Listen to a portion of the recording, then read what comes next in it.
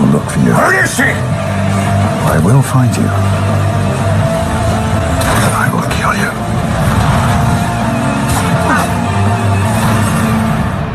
Holy shit.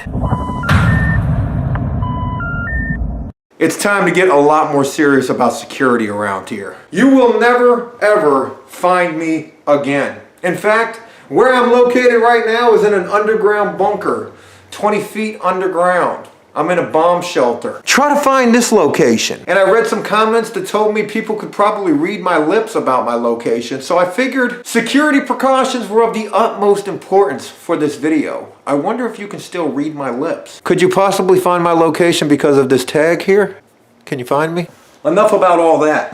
Before I begin this video, I just want to show you an email, and I'd like your opinion on whether or not I should even open this email. Can you see that right there? The one that says privacy tips with all those numbers, letters, plus signs and things.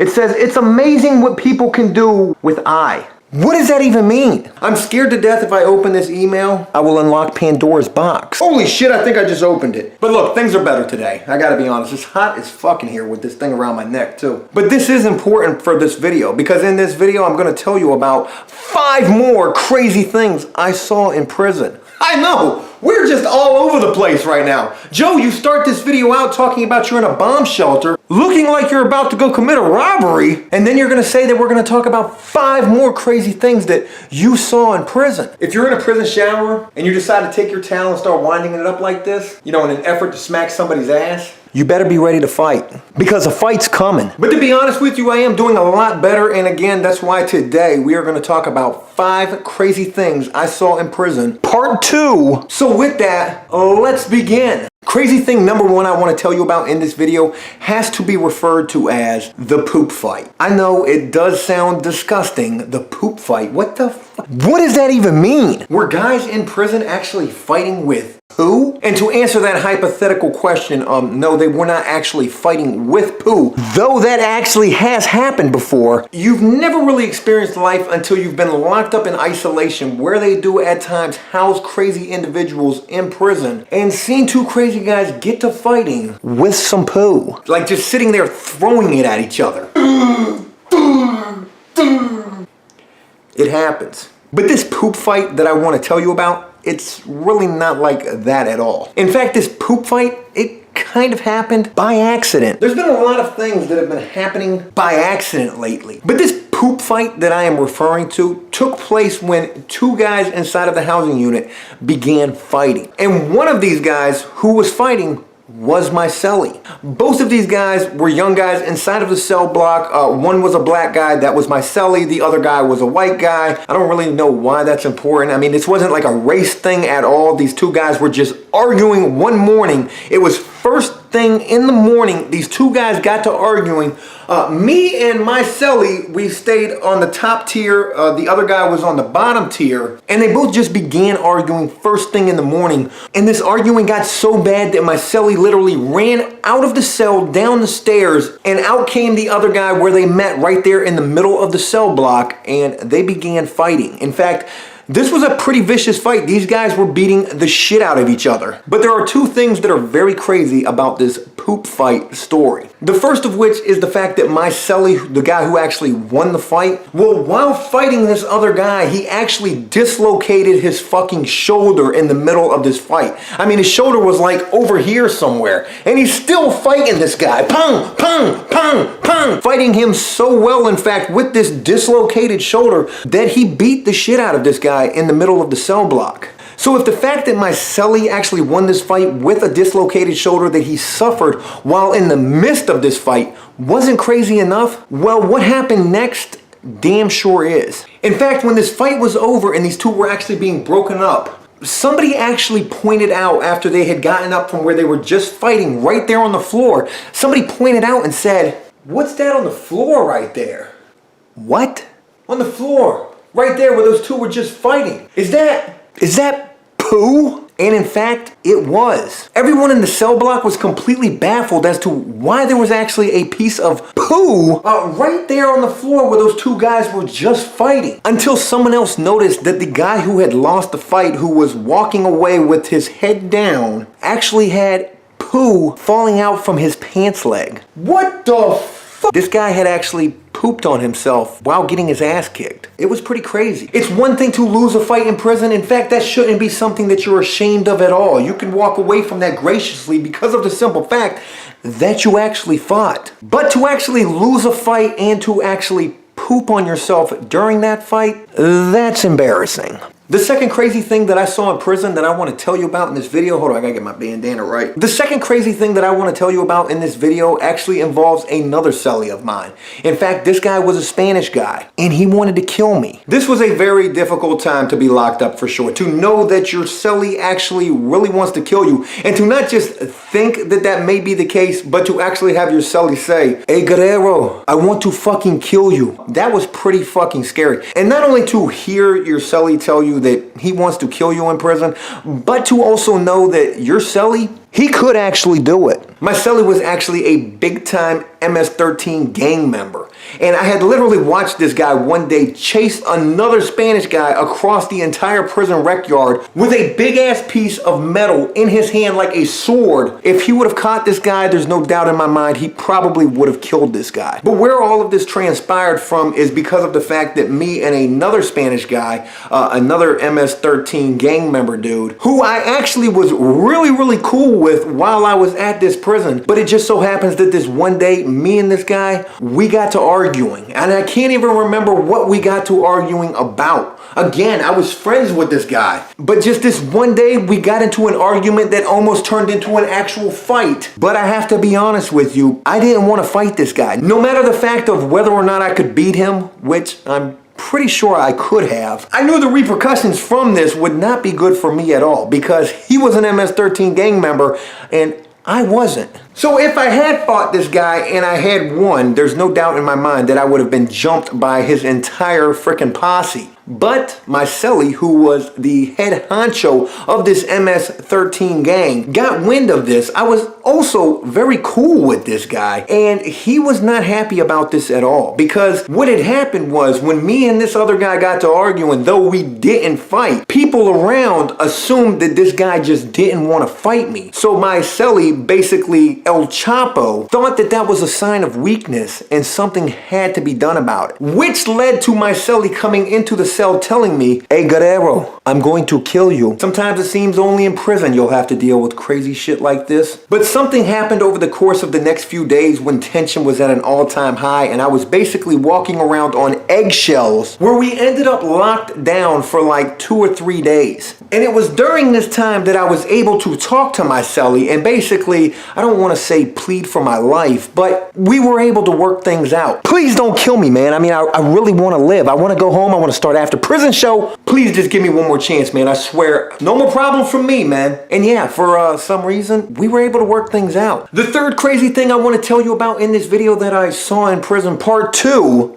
actually happened at the jail. It wasn't in prison, but I was still imprisoned nonetheless. And this was when I was actually still dealing with my court case for my nonviolent drug offenses, and I was still in the midst of going to trial for this. And actually what I'm about to tell you about takes place way at the beginning of me being locked up. And it was during this time that I met another guy inside of the cell block who pretty much told me, "You can go ahead and snitch on me." This guy pretty much said that to me, and when I explain this a little more, you'll understand a lot better. But during this time, I had just received in the mail what was called a motion of discovery. And a motion of discovery is basically the ins and outs and pretty much all of the evidence pertaining to your individual case. And when this comes in the mail, it comes in a big manila envelope. And again, this jail I was in was like so fucking notorious for jailhouse snitches. So when this big manila envelope full of all of the ins and outs and all of the evidence of my case comes in the mail and is delivered to me that evening, they hand me this big manila envelope. I know this is not a big manila envelope, but they hand me this big envelope and I'm walking back to my cell with it, and pretty much every eye in the housing unit is like